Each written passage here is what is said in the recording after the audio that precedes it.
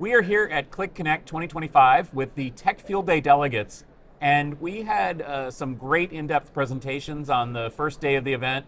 We've also seen some incredible keynote presentations, deep dives, breakouts. We're actually here on the expo floor where they have all the breakout sessions, and we've been watching those for the last 2 days. One of the points, though, that I want to make is, everybody's talking about agentic AI. You'd think that if last year was the year of AI and large language models, this year is the year of AI agents. Qlik is no exception. That was one of the two main focuses of the major keynote the other day. And the question is, agentic AI, is it real? So I want to start by throwing this over to Brian Budin, who is maybe most up to speed on what Qlik is doing, and then let's open it up to the rest of the panel. Is agentic AI real? I think that's a very good question based on what we saw in the keynote yesterday. I think that Qlik had a big driver last year in terms of AI and the AI Council and making sure that was a very public thing. Agentic has kind of crept up on us in a way that AI, we had a bit of precursor to it, but Agentic has just kind of appeared out of nowhere. And it makes you think, what is real when you're watching it and you're seeing the keynotes? And I think from the internal Qlik community, I would say one of the big things that people wanted to see was that seamless join between structured and unstructured data. And Mike Capone, Qlik CEO on stage, talked about how that segues and how that ties together. And I think for a lot of people, that was the big announcement on the keynote stage yesterday. So I'm keen to dig into it a little bit more, but I think I do need to see a little bit more before I can make a full decision on that. That's my initial thoughts on it. Yeah, I think there was a fair amount of, let's say, messaging and talk about agentic AI and enabling agentic AI here within the Qlik platforms.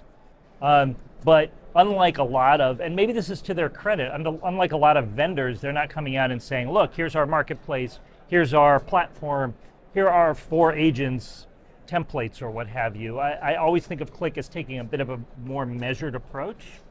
And I do think also it's such a data-focused company. You mentioned the structure of the new data lakehouse, right? I think in general AI is as good as the data that feeds it, and as good as the data that uses it when in inference. And so there's a lot of focus on that right now. And maybe we'll see more later, a little bit more practical, a little more, platformy, producty type stuff. So I think there's a question between, is agentic AI real at Qlik, and is agentic AI real? Agentic AI is real. Like, this is not a question of as to whether or not companies are actively pursuing production products or have production projects in around agentic AI. They do. I talked to a company that is replacing their SAP system with agentic AI in a combination of generative AI. Is that a smart thing to do? Maybe, maybe not. We'll see how that works out for them. The question is, where's the opportunity for Qlik customers and Qlik partners? And I think they laid out as good, if not better than average, plan of how they're approaching generative AI in general and specifically agentic AI this year. One of the things I really liked was talking to the vendors that are here and getting to see some of the presentations here on the show floor as well. And what I got from those was 2 things. The vendors all talked about how they've got customers now because they ran to do generative AI and are looking to do agentic AI, and their data sucks. It's not in order. And we've seen, at least here in the US, what happens when you try to use generative AI to solve a big, hairy problem with very old data that you may or may not understand. We get lists saying that there's people 150 years old that are on Social Security still, right? So there's a lot of data cleaning that has to happen, and lots of vendors here are very excited for that because they can help with it with using Qlik as a platform. And then one of the presentations I saw that was really good was from one of the Qlik employees laying out, okay, what is this looking like, and how do we, all of it rolled back to your data. Can this be real? What are all the things around it we need to think about before we ever think about having a marketplace for our AI agents? So I thought that was really good. Going back to basics, making sure that we don't make AI mistakes on the scale of 50, 100 times with these agents. Yeah. Yeah, I think agentic, what's in a word in the first place, right? To me, agentic is more an evolutionary concept beyond large language models. I mean, we all have used large language models. They are very good at what they do, but nothing more. And so what really the evolution is to use multiple large language models and to add some reasoning to it, right? A large language model still does a lot of hallucinations. And I think one of the requirements or description of agentic AI is to kind of add the reasoning from a human perspective, is to reduce the amount of hallucinations. And so from that perspective, I do think that agentic is right. But again, what's in a word? Yeah. From my perspective, what I really saw here was, back to Gina's point, a focus back on data quality. I actually spent about 10 minutes talking with one of the clickies, as they're called here.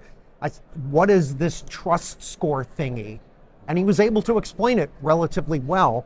The interesting thing is, especially with what they're trying to do to get to agentic, is we're going to go and be able to merge together more effectively structured and unstructured data, because everybody's been going after unstructured as like this gold mine of material. Well, it came from somewhere anyway. Where do you think a lot of it came from? It came from the structured data. Where do you think you got your annual reports that you're referencing? It must have come from there. But it's also that we're spending the time to go back and do, honestly, as data engineers, what we should have done in the first place to build out the metadata, so that when you look at a field that says EQID, what does that really mean? And is that important to my customer? So it was good to see that focus. The trust score to me was just about the most fascinating thing I saw here.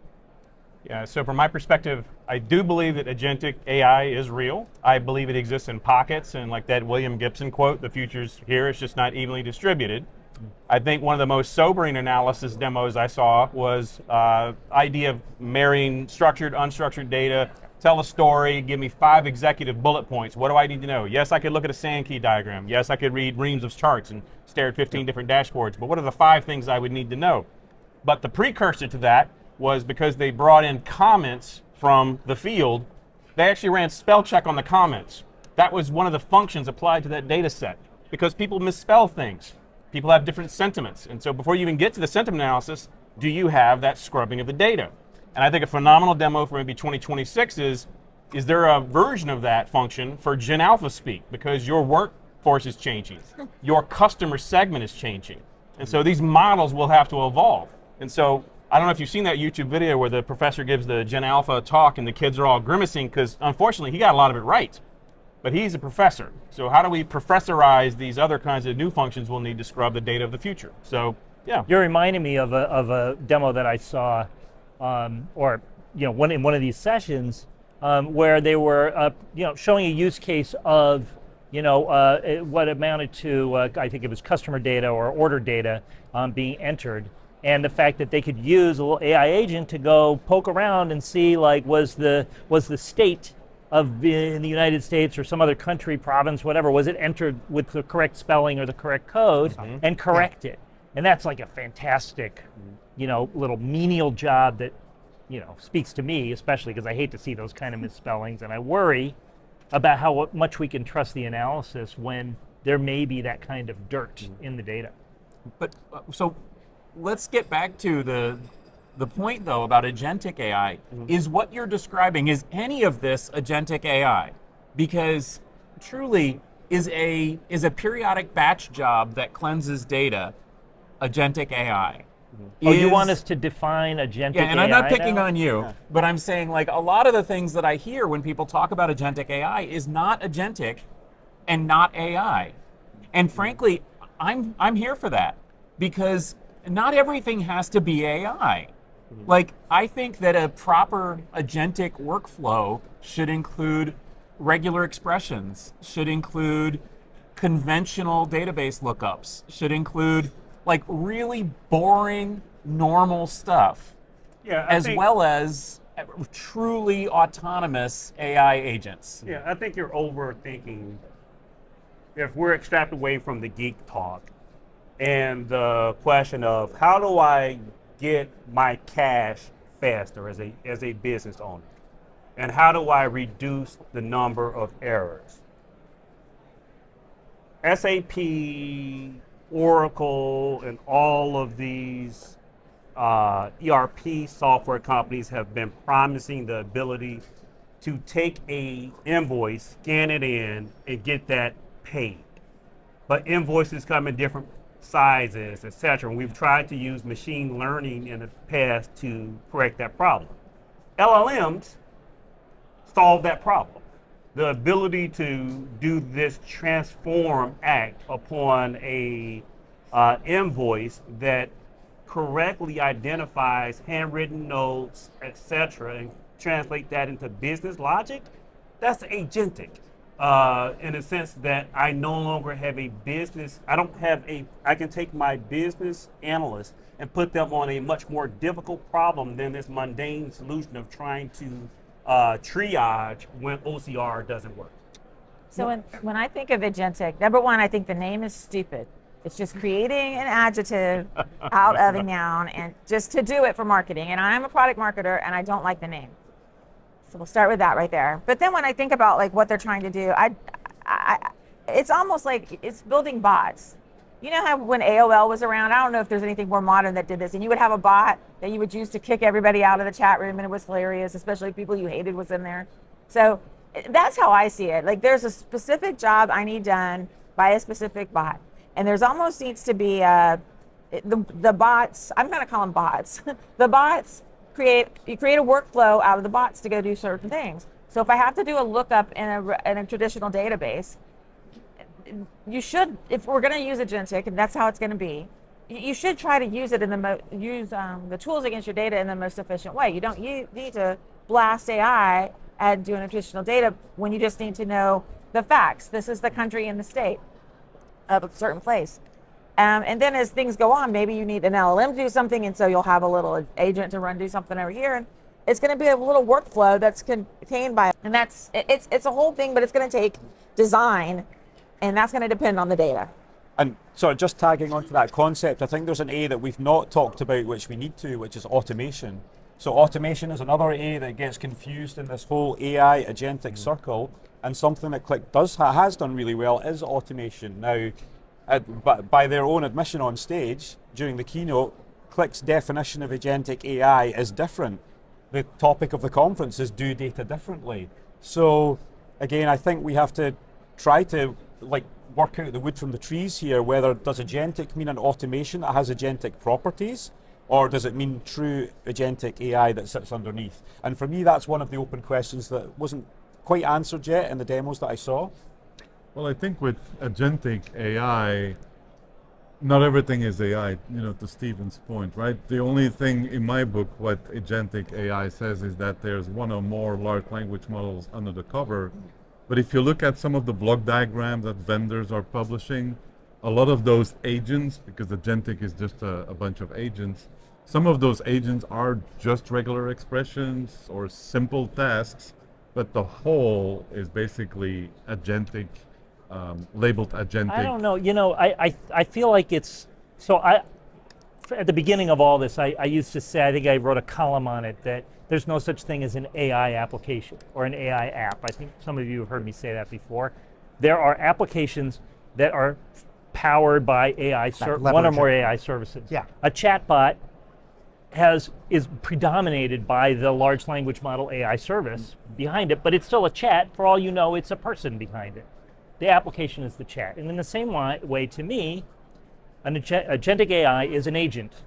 And it might not even use a large language model, but it uses one or more AI services to carry out its duties. There's just one difference that I would say, which is that agents have goals, and those goals or their methods for achieving those goals can be shaped by a little AI loop, right? That makes it morph a little bit in how it carries out its goals. That's the only difference. The thing, I would be impressed with agentic AI if I said, one of our examples was here, right? Coffee sales are down in wherever, right? In Finland. Finland or Buffalo, New York.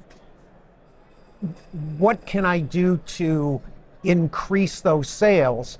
If the agentic AI came back and said, Jim, you're not asking the right questions. Right. And that's what I think is still where I'm holding back. We just saw a demo here today where they were talking about using this in manufacturing. And there were a bunch of, bullet points being returned about the sales volume in Buffalo, New York for whatever it might have been, right?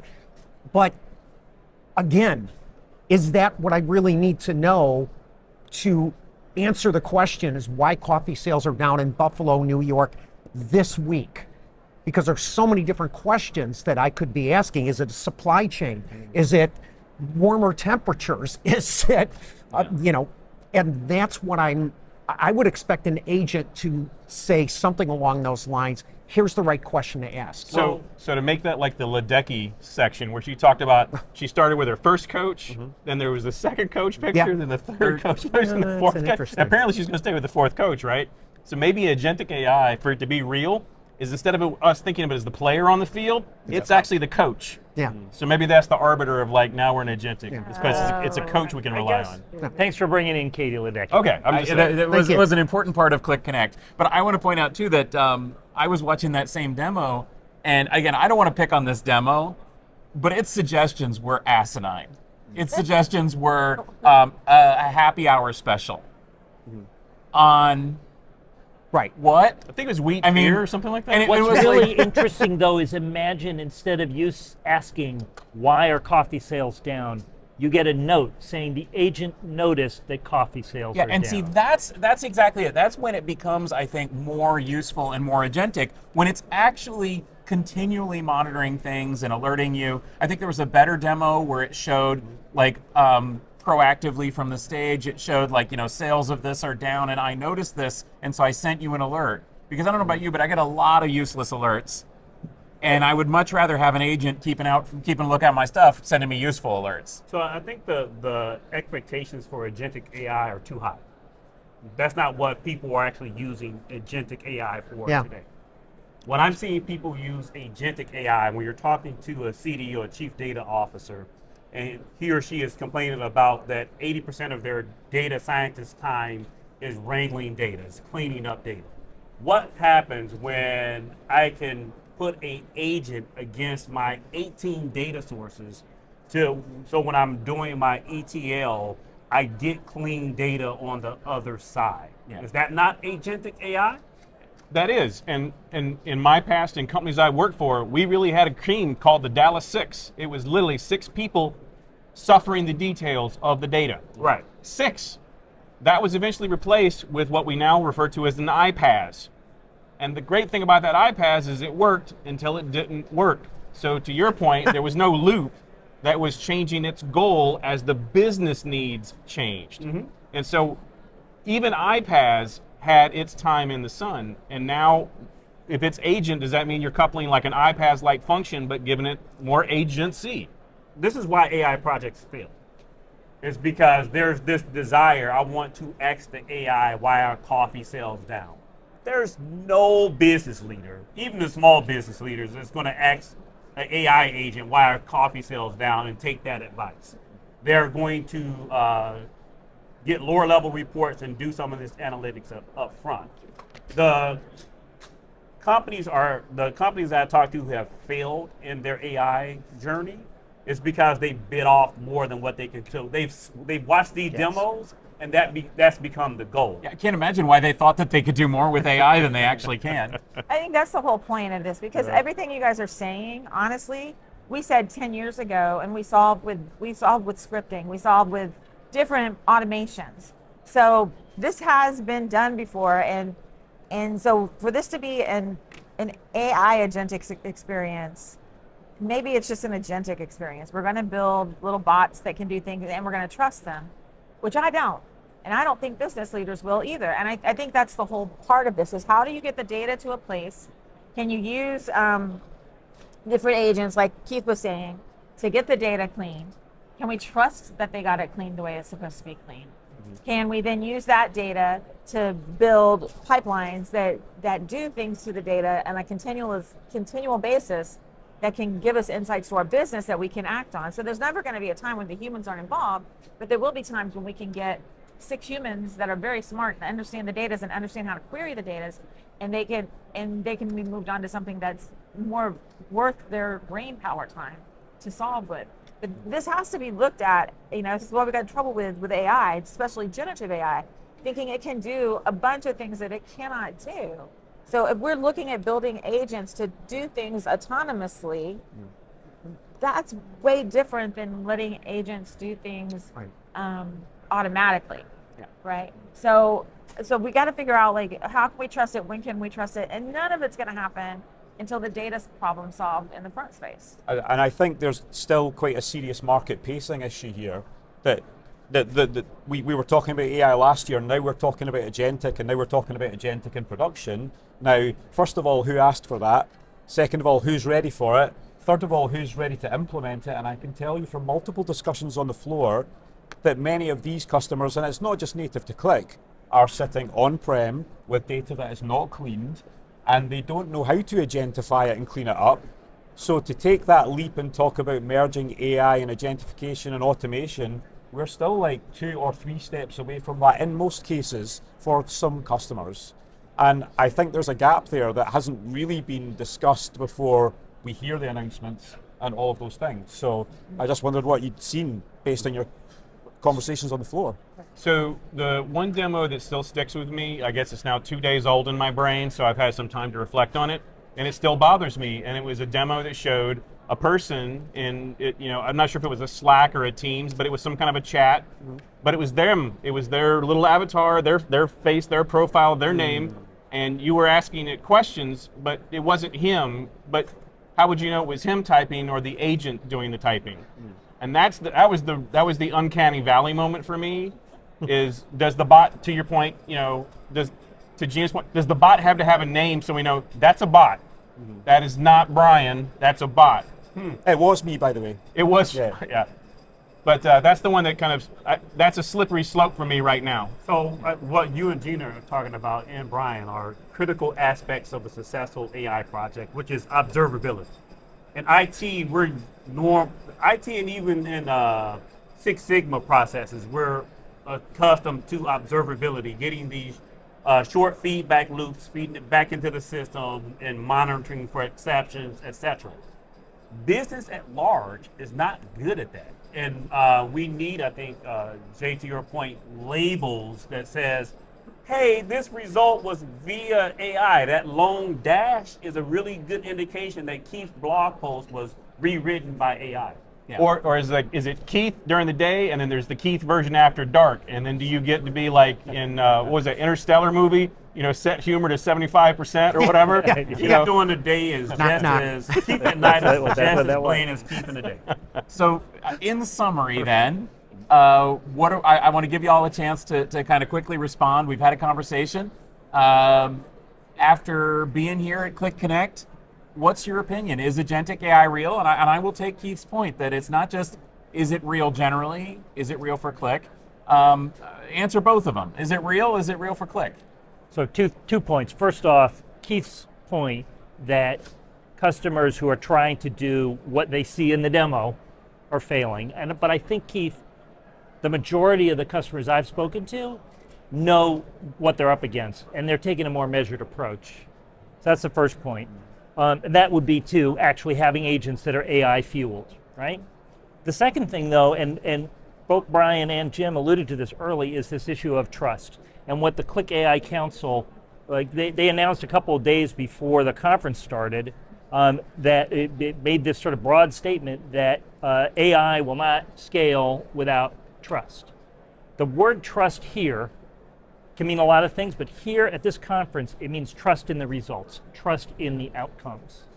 And the trust score and all these things have to do with being able to observe, understand, get an audited result out of like, why did the AI do what it did? And I think that's one of my biggest takeaways from this conference as a whole.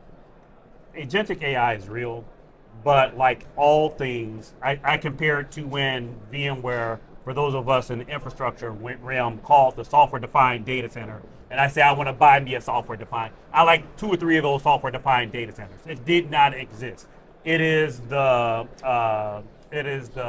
halo of the overall capability, and the industry is moving towards that vision. Qlik is no further ahead or no further behind than any of its competitors in that race to achieve agentic AI. I would say it's right now agentic AI, based on what I've seen here and what I've seen at other conferences, it's aspirational. Won't it be cool when we can do this, hand this task off to an agent?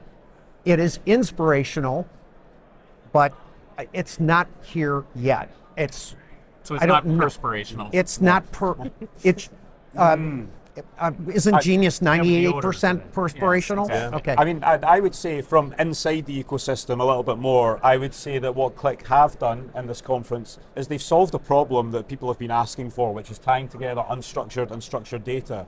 Now, it's still too early to tell, is that agentic that is doing that?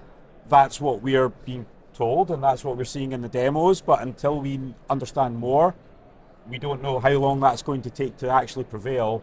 And I think we haven't talked about Open Lakehouse and Iceberg and all that kind of thing, but that plays a massive part in this, and how those two things stay on track.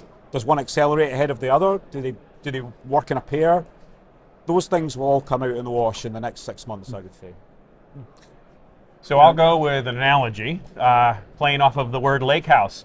I think we have a great lake house. It's a beautiful lake house. The lake was formed from melting an iceberg. We're going to have a party. There's a beautiful lawn. There's chairs on the lawn. But I don't know if we yet trust our agentic caterers to actually serve the food right side up or upside down on the plate. I also don't believe we have our guest list fully figured out. I think there's pockets of the guest list. We think maybe HR is definitely going to be that invite list. They're the first person on that invite list. Second person on the invite list might be someone in fulfillment or inventory.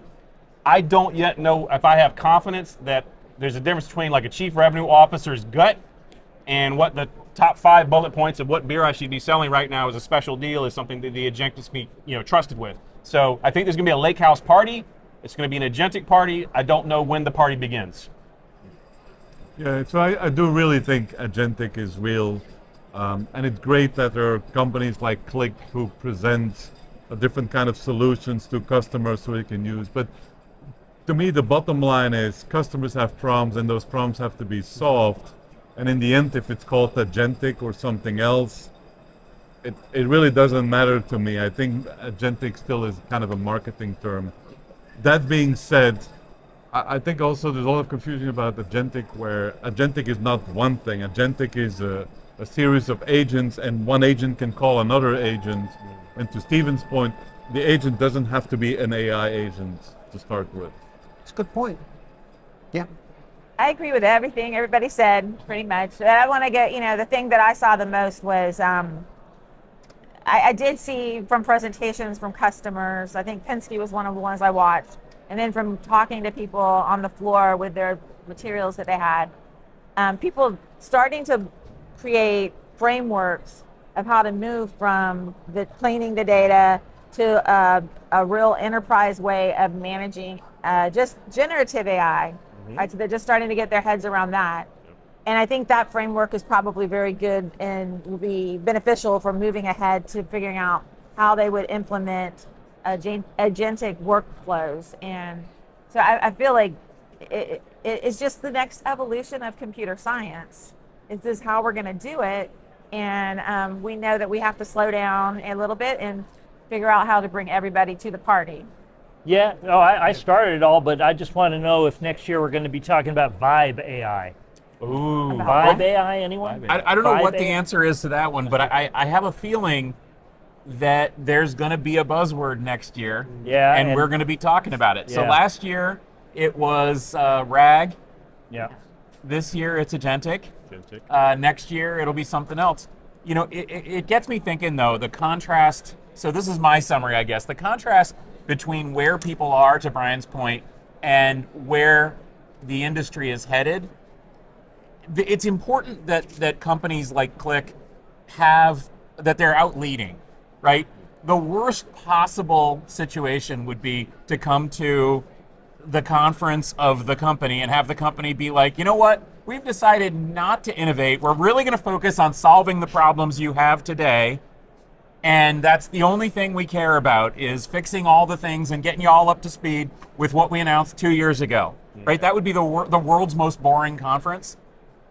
It would be practical, but that company would be, that would be trouble. Companies have to lead. They have to be out there. They have to be showing a vision. I think they should be clear on what's a vision and what's a product. I think they should be clear on what the timeline is, what the reality is going to be. I don't want to see like pie in the sky visions. We don't need flying cars announced at conferences, but we do need a vision that leads the industry forward. And also, I think companies have to be very careful that they're always measuring the distance between the vision and reality, because if you get too far out, and some companies do, and that's a real problem at these conferences, if you get too far out, then it's basically irrelevant and you end up losing the audience. And I think that Qlik hasn't done that. I think they've kept this grounded enough that customers can come here and they can say, this is where we are, that's where we're headed, let's try to get there, even though we know we're not going to get there tomorrow. And I think that's a nice balance there. So thank you guys so much for this great roundtable discussion. If you enjoyed this, check out the Tech Field Day YouTube channel, check out the techfieldday.com. We had presentations, deep dives into a lot of these sessions during Qlik Connect. And of course, we've got a lot of other content there as well. And if you enjoy these kind of discussions, we also have the Tech Field Day Plus YouTube channel, where we have podcasts and behind the scene videos and reactions and so on. So thanks for joining us here at Qlik Connect, and hopefully we'll see you next year.